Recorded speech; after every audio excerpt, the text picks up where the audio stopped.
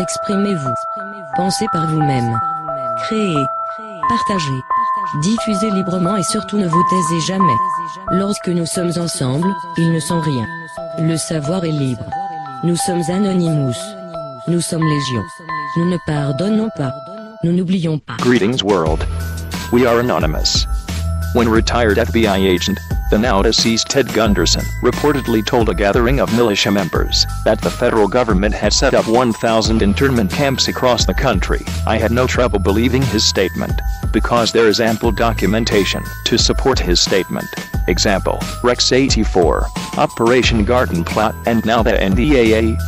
However, when Gunderson reported that the federal government was storing over 500,000 caskets outside of Atlanta, I also knew he was accurate on this point, because Sherry Wilcox found the evidence in this photo.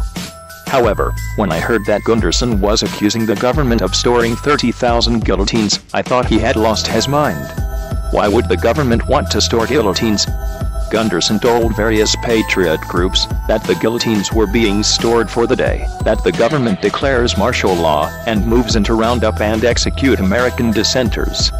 Gunderson prophetically told patriot groups that the federal government was going to keep track of all of us. The last statement has indeed proven accurate given the recent Snowden/NSA scandal.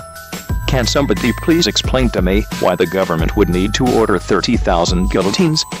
For what legitimate purpose could these tools of execution be utilized? The guillotine was invented by a Frenchman named Dr. Guillotine. The guillotine reached the height of its popularity when it was mainly used in the French Revolution to eliminate any potential opposition from people with dangerous ideas. The guillotine has never been used inside of the United States. The United States has executed people by firing squat, hanging, the electric chair, and lethal injection. The US has never executed a convicted criminal through the use of a guillotine. Given these facts, then why in God's good name would this government import 30,000 guillotines as Gunderson claimed? Oh, I know that some of the sheep are now looking up from the ground, and have just said there aren't any guillotines in the United States. Then please tell me, sheep of America, why did Representative Doug Tepper of the Georgia Legislative Assembly introduce a bill which will supplement the method of execution, the electric chair, with the guillotine? Have you ever heard the allegations which accuse some doctors, primarily in China, of killing patients in order to sell their organs on the black market? After you read the following paragraphs, you may conclude that those rumors are true. When Representative Tepper was asked about his motivation to exclusively use the guillotine to execute death row inmates, he said, it would allow for death row inmates as organ donors. The very spooky Tepper for the reason that the blade makes a clean cut and leaves vital organs intact. I will be happy to let this statement speak for itself. Below is a draft of the legislation. HB 1274. Death penalty, guillotine provisions. Section 1.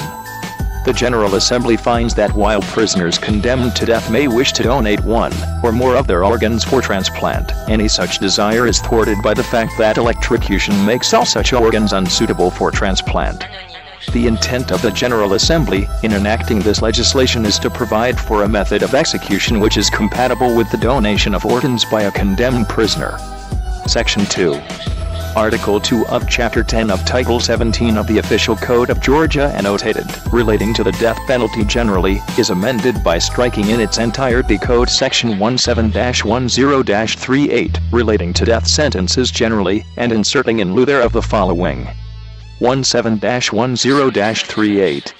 A.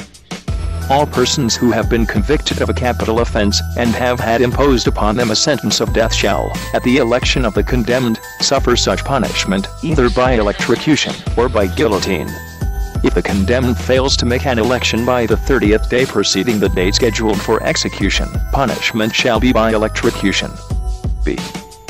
In all cases in which the defendant is sentenced to be electrocuted executed, it shall be the duty of the trial judge, in passing sentence, to direct that the defendant be delivered to the Department of Corrections for electrocution execution, at a state correctional institution designated by the department. Section 3. Said article is further amended by striking in its entirety Code Section 17-10-44, relating to death chamber apparatus and related matters, and inserting in lieu thereof the following.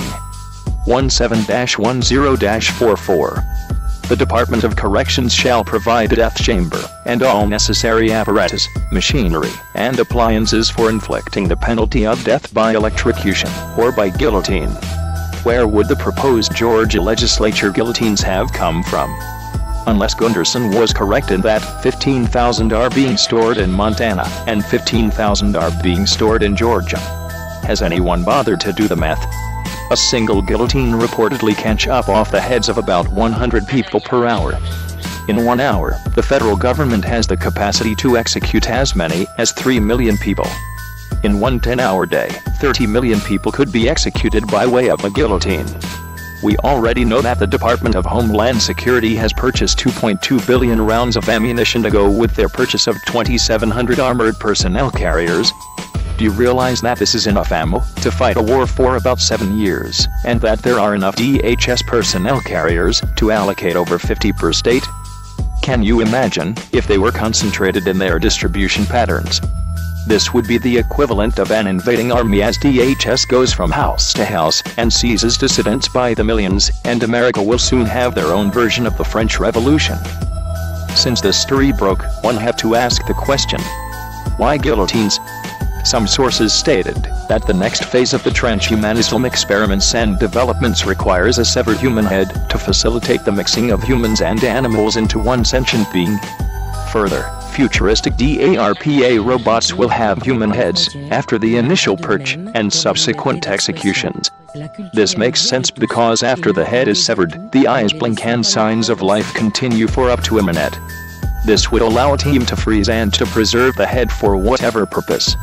And just as frightening, I was told that some of satanic rituals require severed human heads, and we know the global elite, in large part, are indeed Satanists. I can understand people being skeptical about the guillotines because my first reaction was to reject the notion, under my personal veil of cognitive dissonance. Yet, the emerging facts speak for themselves. Although we did not know Gunderson personally, we did know Bill Poelek, and we was well acquainted with Griffith. And even if Poelek and Griffith were jointly mistaken on this issue, how would one explain away DEPRA's efforts to introduce the guillotine into the Georgia justice system? The endgame implications are frightening. When we add the topic of guillotines to what we already know about 2.2 billion rounds of DHS ammo and 2,700 armored DHS personnel carriers, why should this be so hard to believe? How can't take the fact that DHS has armed to the teeth against Americans and are planning to murder Americans in horrific ways? Be prepared to be shocked as you watch the following chilling report on the possession and intent of the military with regard to the use of guillotines. The $64 million question is, who is the government planning to use these guillotines on? We are anonymous. We are legion. We do not forgive. We do not forget. Expect us.